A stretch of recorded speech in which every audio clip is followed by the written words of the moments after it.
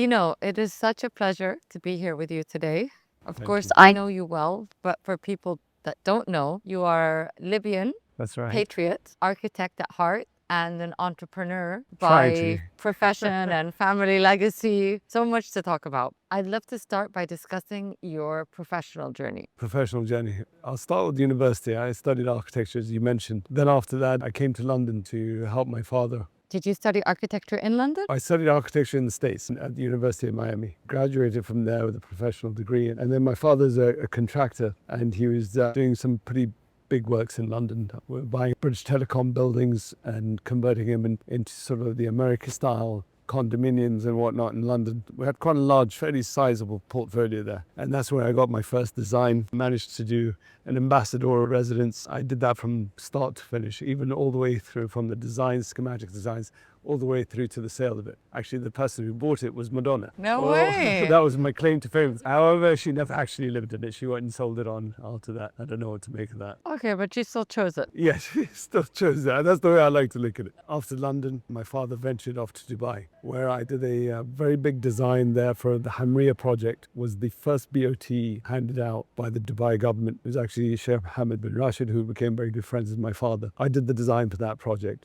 Unfortunately, that project never took off. There was some internal issues in the Dubai government. After that, my father put his focus on the finance sector in Turkey. We did quite a lot of work there. Finance sector is not my thing. I'm more artsy. I like to design. I like the construction. Yeah, you're more trade. creative. Yeah, a little bit more. And then in 2005, my father knew that I wasn't too excited about coming to Egypt to work. I loved visiting Egypt because I have family here. He had moved to Egypt by then? Yeah, he was exploring Egypt, let's put Okay. it that way, because he wanted to be closer to his brother and his family, and it's close to Libya, so he could smell the air of Libya from Egypt. So he came here, and then he was like, "Son, I just need you in Cairo for 6 months." That was in 2005, and I'm still here. so he was very good at getting what he wanted. He was looking at different opportunities here, and then he bought the land that this mall sits on. It was literally a refuse site. It had just landfill. It's about 28,000 square meters on the autostrade here in Heliopolis. And he just started bouncing off ideas like what to do with it. Had no idea. He bought it at auction from the municipality. The municipality had set a price on it per square meter. It was quite low. It was about 4.5 meter height on the autostrade. Nobody was waiting for this Libyan guy to come in and dig 45 meters down and create a 7-story That's building like this one, amazing. which is what my dad did. He started this project when he was 70 years old. Wow. He was relentless. Night and day, we had, the excavation here was 1 million cubic meters. And he did all of this and this construction all in the space of about 2.5 years. Now, the date of the opening of the mall was a funny one. So my father's birthday is 25 January. Your revolution The revolution was 25 day. of January. Yeah, and our the revolution. launch was supposed to be 25 of January 2011 as well. No. So- Oh my God. It was pretty wild. But yes, we opened and we all got involved. I had my brother Numa as well, who got involved here as well. And he's actually the award-winning boutique hotel designer and creator, and he ran The that. hotel, which is attached Yes, to the mall. attached to the mall. He won countless amounts of awards for that. And there was also my younger brother, Hamdi, also was working with us. So it was a passion project for your father and then the family. Especially for my father. He was so driven, Yasmine. He was like a child again. Yeah. He loved work, he loved his country, and he loved his chocolates. God bless him.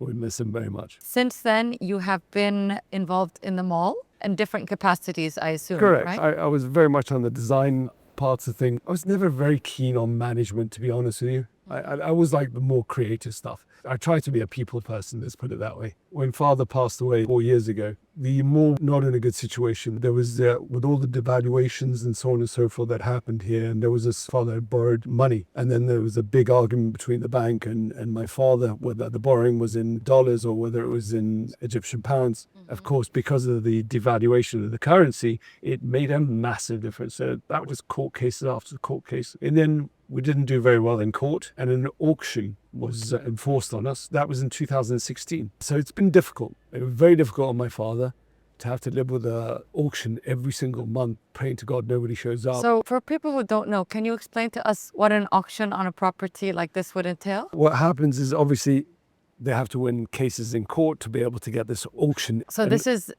the mall versus The government? It's actually Bank Alex, Oh, the the bank, lender, the finance. the lender. Yeah. They'd won the case. They want to get paid back their money. So what they do is they try and seize the asset. But to seize the asset, it has to be put into auction. Then research is done and valuers are brought in by central bank. So they value valuers.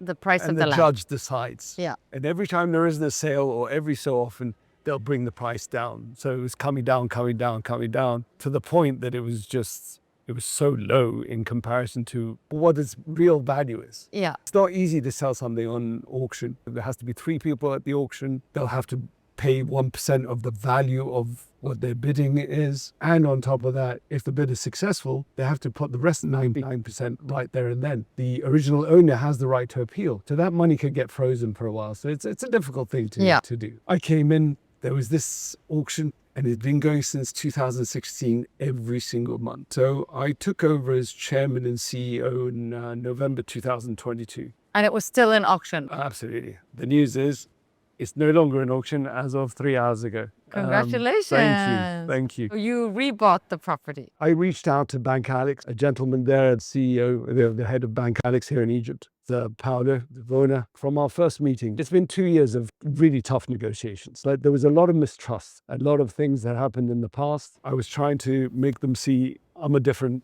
kind of person to deal with. I wanted to show that my intention was no longer to argue, but come, let's sit down. Let's work this out. This is your intention versus the previous management. There was a lot of battles. There was a lot of bad blood between the bank and HNS Group, a group that owns Suncity, which is up. My father's initials actually, Dino Soufraki. So the way I saw it was, stop trying to argue whose fault it is, currency, this, that, the other. No, come, let's sit down. I want to keep this mall. Yeah. I want to pay a debt, but make it a fair one. Yeah. To a bank, it's numbers just spiraling out of control, interest, penalties, and so on and so forth. I'm like, forget all that. Put that aside. Talk to me. I'm sitting in front of you. I have intention to settle with you guys. But make it fair, make it doable. Mr. Paolo, I can't thank this man enough. He also, just like me, wanted to put an end to the stalemate. They were getting nowhere. I was getting nowhere. And this poor mall was just being left alone. We sat down. It's been about a good 1 year in negotiation with Mr. Paolo. I have to also mention his right-hand man as well, Mr. Ahmed Magdi. Both very tough negotiators. But alhamdulillah, today we came to an agreement. Today we signed. Well, congratulations. And honest to God, I cannot tell you the relief, the joy. I've been working for the last 36 months actually on redeveloping this mall in the hope that I managed to somehow find a solution for the back. I brought in new architects, young guys, really love these boys, by the way. We've called the studio the Dino Architects, which hopefully we're going to get other projects. This is my own business. This one here, HNS Group, is the family business. And I've got these guys working with me. I'm going to give them a shout out. There's Amr, there's Walid, there's Mohammed, Yasser, and some engineers as well, Ramas and Ahmed Magdi. Great guys. We looked at the place and it was a dream. Honestly, a very difficult hurdle to jump over, but we got there. And now the dream is becoming a reality. We've redesigned. We wanted to repackage this beautiful mall. On the inside, she's still glorious, but on the outside, she looks very tired and doesn't reflect what's inside. Yeah. So we reimagined the design on the outside, and we've really come up with something modern and architecturally very inviting and interesting. So you got your dream of doing architecture all over again. We did. I cannot wait until we hit the ground running. Great. Doing the new elevations, which is quite a considerable amount of work. We're doing a new food court, completely revitalizing the food court, new designs. We are doing one of the most exciting things to this mall. I brought in my cousin's son, actually, a Gen Z, real character of a kid. And we, along with my team, I have to mention, I've got great marketing department, Hanan and Myrna, and the team is growing. We started thinking out of the box. We're like, you know what? The top floor, we need an outdoor space. So I said, to hell with this parking on the roof. We've got 2 massive floors underground. Let's convert this into something completely different, an outdoor experience. Nice. Because this mall has always been a family place, which I'm very proud of. However, we're completely neglecting the Gen Zs, the 14 to 28. We're completely neglecting them. Other than the cinema and the family entertainment complex, the Fun Kingdom, and some ice skating. Other than that, we don't really have something that draws the youngsters, sort of high schoolers to university students. This roof idea, we got cracking on it. The girls from marketing and the boys from the architecture department, we started putting our heads together. And obviously, derived from my background in Miami, which is always going to be a massive place in my heart, we came up with a sort of an Ocean Drive Miami feel to the roof, sort of all neon colors and so on and so forth. But we wanted it to be an experience. So what we did was we wanted people to spend so much time up there. We've created these sort of container restaurant, cafe types, but also we've created 4 paddle courts. We've created volleyball courts. Nice. And we wanted to bring something else very different to this mall, a place for pet lovers. So the ice skating, we've done something called the paws on ice. Paws like the paws of a cat or a dog. You bring your pet here on certain times, obviously, of the week or the day. And also we created a dog park as well up on the roof. Nice. For the Gen Z area. So yeah, so it's exciting stuff. That's great. So tell me, how does Paws on Ice work? That like they put little ice skates on No. on the You dogs? just bring the dogs in here. Okay? And You they know put how them to on the deal with and the ice? They love it. They Okay. brought in a few dogs last week, I think it was. They didn't want to come off the ice. Wow, how was quite cute. amusing. I've never seen that. It was brilliant. That's great. Yeah. There's a lot of plans for the mall, and now that it's kind of like a fresh start, Yes. are you bringing in new management, or are you gonna just revamp your existing team? So coming back to your fresh start, marketing guys came up with a very true statement. It's not a fresh start. It's a homecoming. We're coming back. So we're really excited about it. That's true. It is a homecoming. We're creating a new team. You know, we want young, vibrant, out-of-the-box thinkers. I want to create energy here. The days of people dressed in ties like me, those are all over. Everyone's coming in with these massive jeans and stuff like that. This is the crowd that you look at. Yeah. Whenever I need information or the rundown, I ask my daughter. Yeah. She's 60. She's the one who tells me, Daddy, that's not cool. But regarding management, we're still exploring some things. These exercises are going to happen really quickly in weeks and months to come. Well, let's talk about your future plans. Do you have a vision to grow in Egypt with the mall or with any of your other assets, or for the time being, is Suncity the main focus? Suncity is my father's legacy. He wanted to create a community here. He really cared about who walked through these halls. He wanted to create such an experience for people. They didn't want to leave. It was difficult for him being stopped in his tracks. He didn't know how to sit still. Work was his passion. The most fearless man I've ever met. He was my hero. He was my North Star. It's very, very weird not having him around. But I'm hoping that he's really proud today. With this deal that we did at the bank. I wish I could have done it whilst he's still here. So coming back to what my plans are, literally the project has just begun, taking the shackles off from auction and the bank. That means it's time to start. So I'm going to do this. But Yasmine, you said it earlier, me being patriotic, Libya Jannah. For me, it's my country, it's my home. I really want to be a part of its build-up. My dad, it was one of the heads of the opposition against Gaddafi. He had no political ambitions whatsoever. He was just a patriot. And the people with him, Mushir, Khalifa Haftar, Hassaber, Rashid, and Dr. Mohammed, that was the 4 people that kind of took on Gaddafi. My dad was also rewarded for his efforts by having a judgment of execution against him, along with Oh my God. Khalifa Haftar as well, and Dr. Megarev. It was surreal times, to be honest sure. with you. But yeah, so Libya, that's where I want to concentrate on as well. I want to be part of its renaissance, as you called it. I love my country. Libya Jannah, Yasmine. Imagine a country twice the size of Egypt. Imagine a coastline. You know your Sahel. Yeah. Everyone talks about how beautifully blue the waters are there. That looks black and white in comparison I'm to... sure yours is Well, more pure. As you keep going down the coast, Yeah. it's just the most beautiful country. It really is. And it needs love and care, and it needs to be built up. There are a lot of needs. The country needs a lot. The people need, and the people are just the most wonderful people. People saying, oh, but you know, which side of Libya are you from? Are you from east or west? As if we're separated. True fabric of whether a country is divided or not is when times are hard. We're from a place called Derna. You would have heard about it in the news in September 2023. Yeah. We had those horrible floods. Homes were washed away. Families were washed away. We lost family. Some people lost all their family. And what happened when this disaster happened? Those supposed people that are divided by east, west, and south, they all came running to the aid of the people in Derna. There were Tripolitanians in Derna. There were Misratans in Derna. There were people from Sabha in Derna. Every single Libyan There's no divide. That's Libya. Now, Libya, like any Middle Eastern country, for the economy to thrive, it needs security. Now, in the east of Libya, Al-Mushir Khalifa Haftar, an army man, I've known Al-Mushir since the 90s. Ayyam al-Ma'arda, with my father. I have huge amounts of respect for him. This man is one of the bravest men I've ever met. Benghazi and the east of Libya was controlled by ISIS after Gaddafi's downfall. Al-Mushir, 230 men and him on a jeep, and they went into the heart of ISIS and they all fled.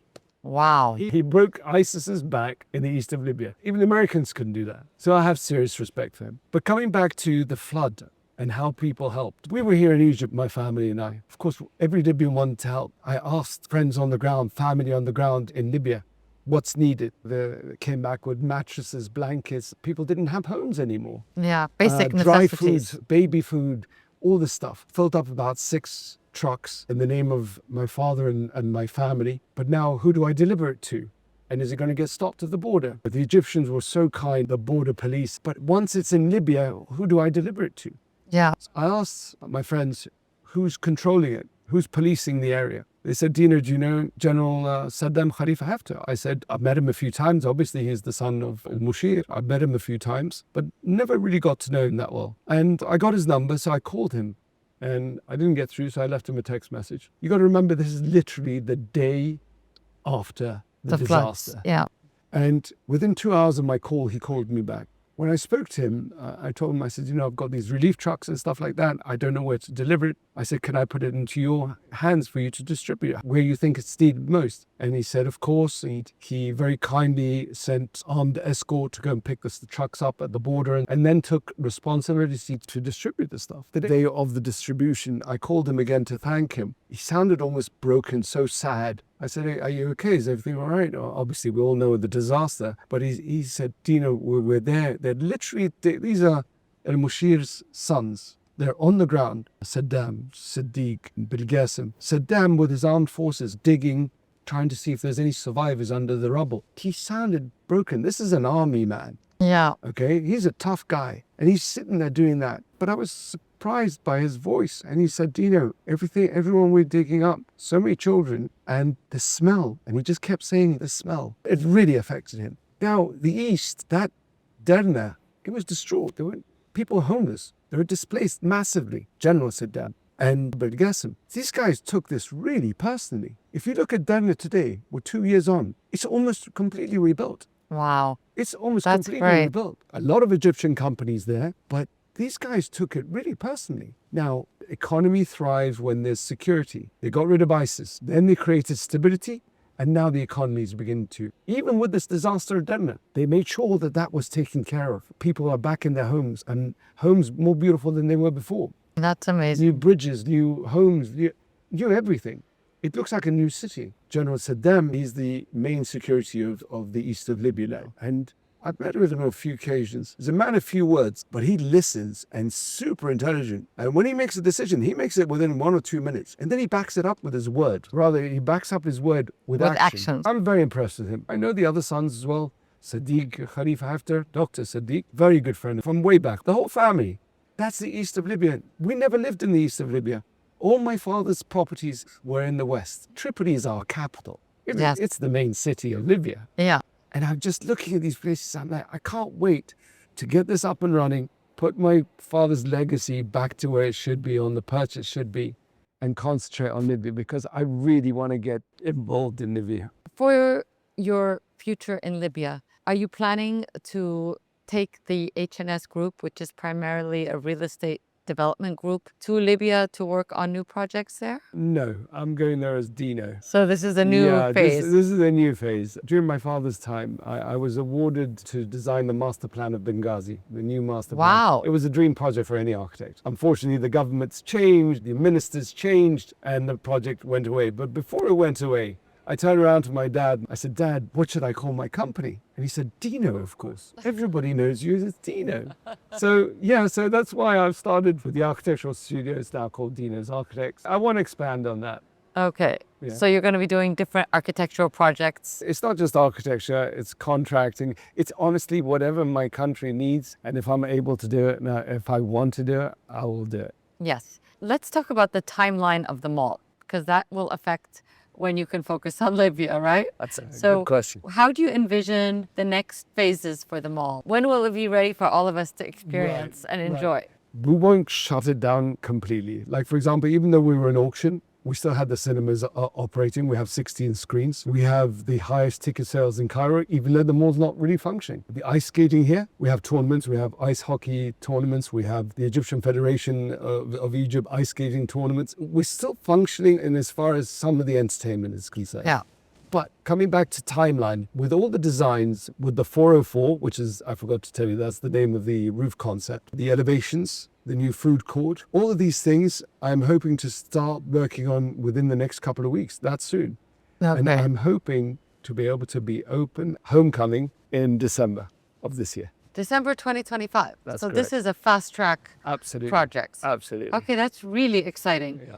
After the mall is open, is that when you see your time being then kind of split between Egypt and Libya? Yeah, I'm hoping once we get her up and running, I'll still do my Libya trips even from now. But once I hit ground, we're quite good at building quickly. So as long as we have the right concept, the thing I have to get perfectly right this time is what you touched on earlier, which is the management. So I got to get that spot on this time. Yeah. So I assume that's the focus of phase one. It is. Yeah. It's all about building relationships, rebuilding the old ones and building new ones. That's exciting. Yeah.